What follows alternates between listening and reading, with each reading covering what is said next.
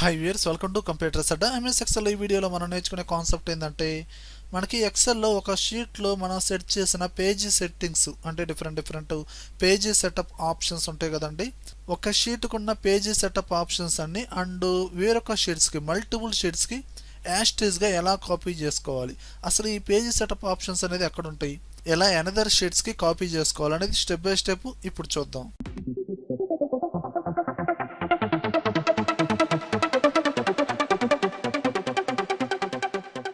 చూడండి వ్యూయర్స్, ఇక్కడ already XL అనేది ఓపెన్ చేశానండి. ఇందులో టోటల్గా 3 షీట్స్ ఇవ్వడం జరిగిందండి.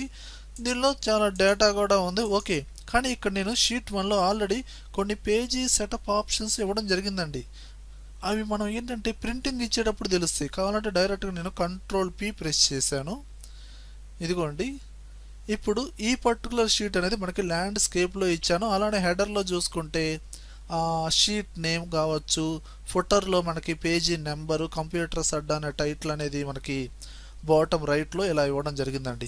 ఇవన్నీ పేజీ సెటప్ ఆప్షన్స్ అండి, ఓకేనా. ఇవన్నీ డిఫరెంట్ ఆప్షన్స్ వాడి ముందుగానే సెట్ చేసుకున్నాను.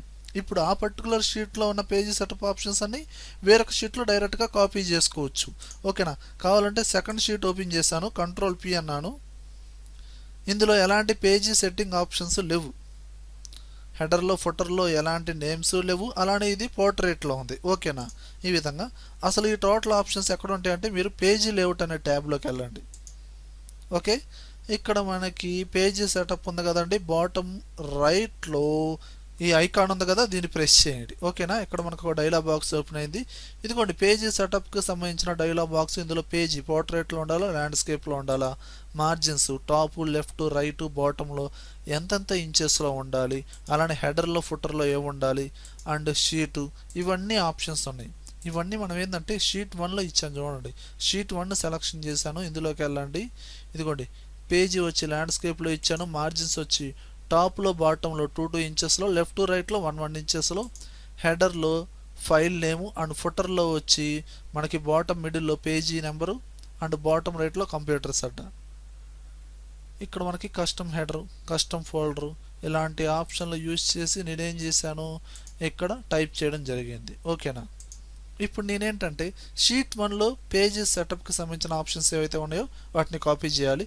ఇప్పుడు నేను కంట్రోల్ పట్టుకొని షీట్ 1లో సెలెక్షన్ ఉన్నాను కదా, కంట్రోల్ పట్టుకొని మీరు ఏ షీట్కి అయితే ఆ పేజీ సెటప్ ఆప్షన్స్ కాపీ అవ్వాలో ఆ షీట్స్ని సెలెక్షన్ చేయండి కంట్రోల్ పట్టుకొని.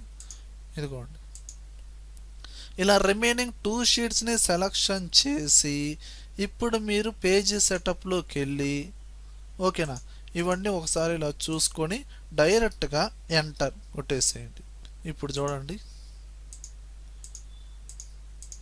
Sheet 1, sheet 2, sheet 3, okay. Sheet 2, sheet 3లో ఎలాంటి పేజీ సెటప్ ఆప్షన్స్ ఇవ్వలేదు కదా. ఇప్పుడు నేను షీట్ 2కి వచ్చాను, Ctrl+P అన్నాను. ఇదిగోండి ల్యాండ్స్కేప్లో కన్వర్ట్ అయిపోయింది ప్రింటింగ్ అనేది. అలానే మనకి హెడర్లో ఫుటర్లో పేజీ నెంబరు, టైటిల్స్ ఇవన్నీ వచ్చేసినాయి. అలానే షీట్ 3లోకి వచ్చాను, Ctrl+P అనండి. ఇదిగోండి ల్యాండ్స్కేప్లో వచ్చేసింది. టోటల్ షీట్ 1కి పేజీ సెటప్ ఆప్షన్స్ ఏవైతే ఉన్నాయో యాస్టీజ్గా మనకేంది రిమైనింగ్ షీట్స్కి కంట్రోల్ పట్టుకొని ఏ షీట్స్ అయితే సెలెక్షన్ చేశారో ఆ షీట్స్ మొత్తానికి యాస్టీజ్గా కాపీ అయింది, ఓకే. వ్యూయర్స్ ఈ వీడియోలో కంటెంట్ ఉంటేనే లైక్ చేయండి. లైక్ చేస్తారంటే నలుగురికి షేర్ చేసినట్లే.